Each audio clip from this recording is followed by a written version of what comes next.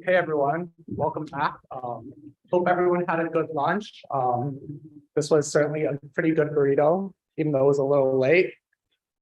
So earlier before lunch, we learned a bit about asynchronous functions, which we're going to be using a lot more as we interact with the backend and tomorrow in your workshops where you work with a database.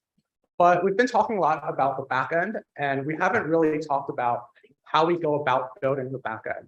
So yesterday we talked about APIs to interact with the backend, and today in the later workshop, we're actually going to be building our own APIs. So before we do that, let's talk a bit about servers and Node, which we will use to build the backend. So what exactly is a server? I mean, growing up, like playing Minecraft, I would just see this, and that's what a server was for me for quite a while. So basically, a server is just anything that clients, which is like you on your computer or your phone, interacts with to get more information or to store information. So we talked about yesterday about this with APIs. The clients will usually make requests to the server and get a response. And the paradigm that we will be using for this class is that there will be many clients, which is all the people who are using their computers, and that will interact with just one server. And of course, in the real world, it might be more complicated than this, but in the context of web lab, we're just going to have one server. And why do we actually need a server?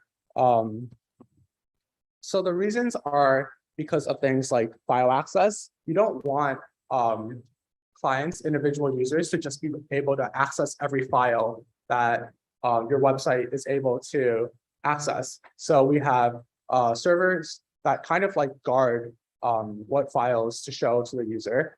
We have the idea of centralization, which is that the server will store one sort of ground truth for the information that you want to store, instead of it being on many different clients on many people's computers. And finally, we have the idea of security, which servers can use to make sure that you are who you say you are before serving you information.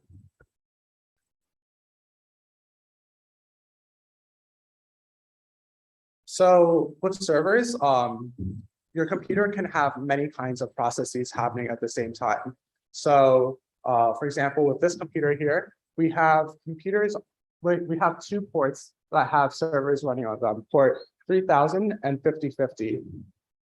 And this is kind of like, you can think of this as being sort of similar to hotel rooms, where a computer has many of these hotel rooms, and you get to choose which hotel room to go to get your information. So for example, with your React, you've been doing localhost 5050, and that is binding to the 5050 port on your computer. And usually the way this works is that in your URL, you have the protocol, which could be HTTP or HTTPS on your computer or on your browser. We have the domain, and then you choose which port to go to. But usually when we go to websites like youtube.com, we don't have to specify what port to use.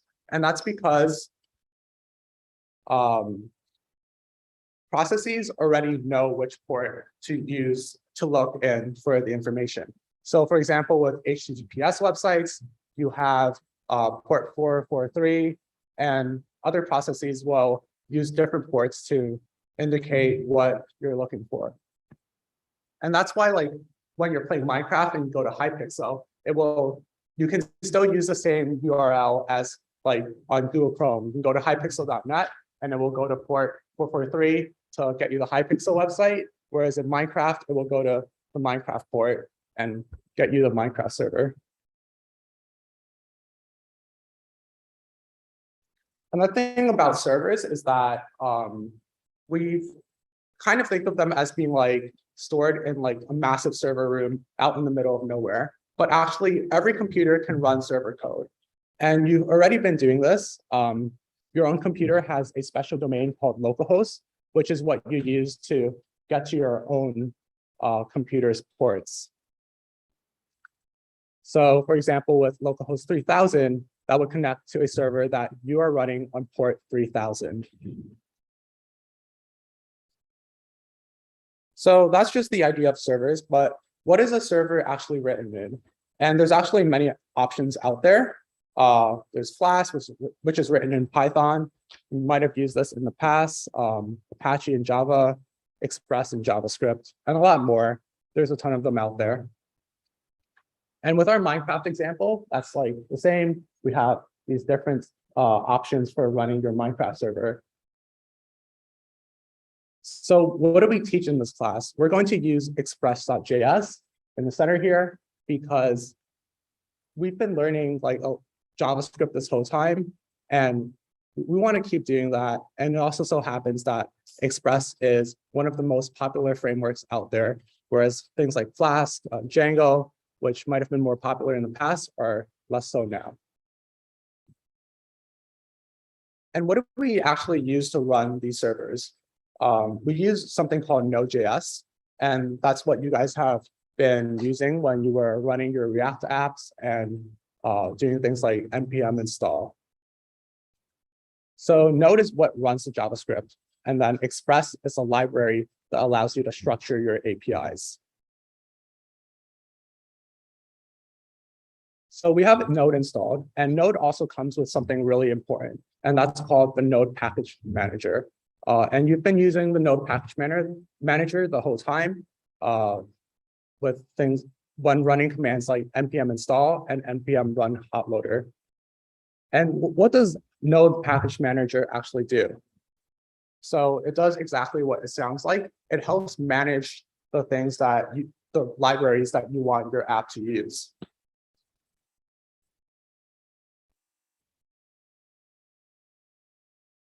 So every JavaScript or Node project has a lot of necessary information to make it run. So like, for example, with React, we can't just like do some .js file and then double click on it and use it in your browser. You have to install the packages or the modules that you need to actually run the React project.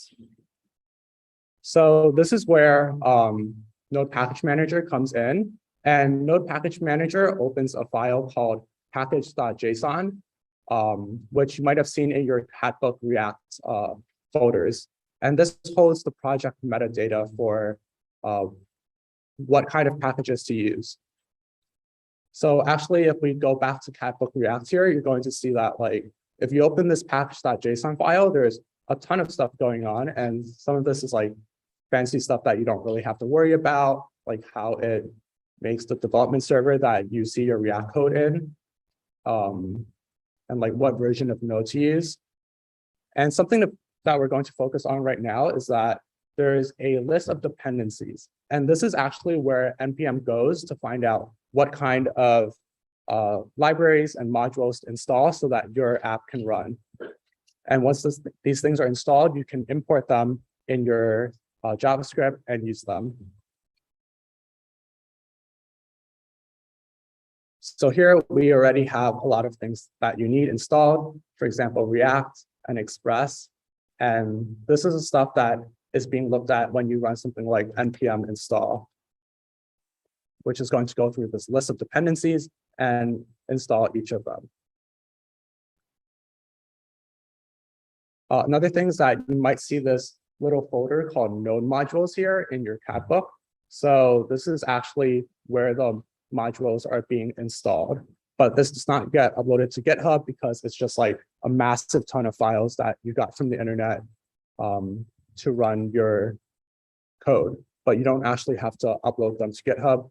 You just have to upload which libraries to use or which libraries to download.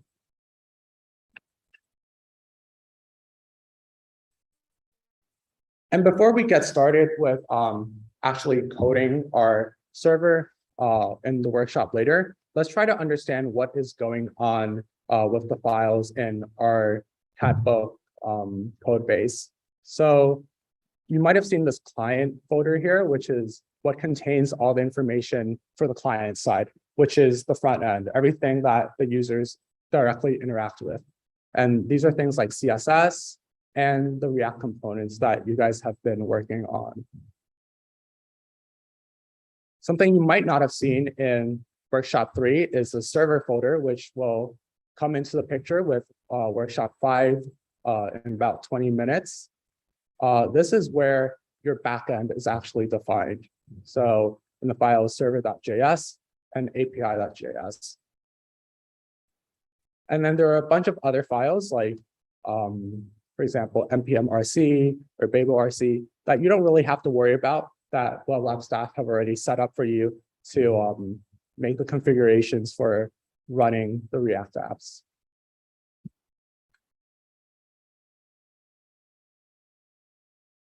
So we're going to be building our first API endpoint a little bit later, but how do we actually go about doing this? Like, how do we use this Express library that we were talking about? So you do this by importing the Express library, which, if you recall, we have defined as something that we want to install in our package.json, and that when we ran npm install, have installed. So now you can import it up top and do const app equals express. And now using this app that you've defined to be an express object, you can define HTTP methods that you want your server to respond to, the route endpoint that you want it to respond on, and also give it a callback function for what actually to do when you get that request. So this is a function that takes the parameters request or rec and res, which will have information about the request given to you through HTTP, and then now you can construct your response. So here in this example, we have used app to define a get method response on API/test. And then when it receives a request, it will send back a response with the message saying that you made your first API. And this is similar to a return statement, but I mean, we're sending code we're sending information from the server to client. So we can't just go and use return. We have to use res.send to send a response back to the client. So here we've made our first API endpoint, and you'll be doing that in a few minutes with Dylan. Something that we haven't talked about is what happens when there's an error on your server. So you might be defining a bunch of these endpoints and doing a ton of like calculations and stuff, but like what happens if you write some code that has an error in it that is like, for example, divide by 0. We don't want our whole server to crash, because now like all our clients would not be able to access this information on the server. And this is where error handling comes in. In Python, in like 6100K, you probably have learned about something called like try except, which is how you like catch problems and then handle it so the rest of your code doesn't explode. And also like we learned about catch earlier in promises. So Node has something pretty similar to this, which is just to use a error handling function, to pass in an error handling function to the app.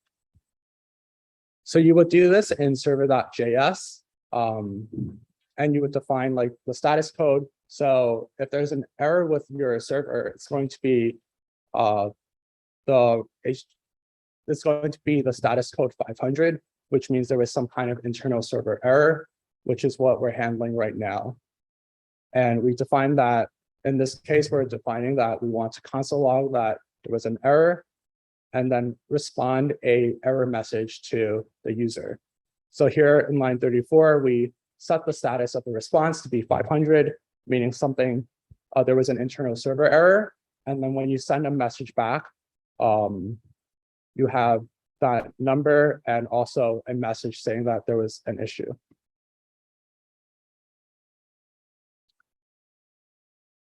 Another thing that Node does is that it helps serve your React files. So we've been hearing a lot about the client and the server, but like, how does the client actually go from being on the internet to being, or like the React website, that go from being on the internet to being on your computer as a client? Well, it's also served by the server. So right now, if you go to a localhost 3000 on your cat books, it probably won't work. It's going to say like cannot get /. And that's why we do something called a catch all endpoint, which is used by Node to catch things that are not in the API and then instead redirect it to the React app.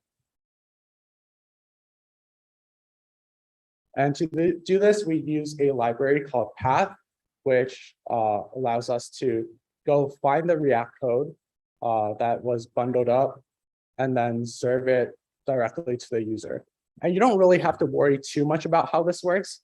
We just want to get you to know the idea that like Node is serving these JavaScript React files to your client, and then that client will go back and interact with the rest of the server using APIs. So just using these like 33 lines, we define like one API for your server, and then found the React path for where your React code is stored, and then define what to do when you're not directly calling an API, and send that React JavaScript code directly to the user. One final thing to note is that order matters when you're doing this. We have this like star endpoint that you use to handle like to do some kind of catch all that like handles things that were not directly defined. But you want your endpoints to go from most specific to least specific. So for example, with here we're defining API/test, and then we also define what happens where you're reaching an endpoint that has not been defined directly in Express. But on the left here, it's going to work if you go to API/test, because that's the first thing that matched when you were going down the Express file. But on the right here, we've defined the catch all before the test, and this will actually respond endpoint B when you go to API/test, because the asterisk wildcard matches with API/test because it was defined first. So that's basically it for what you need to know about Node and servers. And now I'm going to pass it off to Dylan, who will talk more about actually building the API.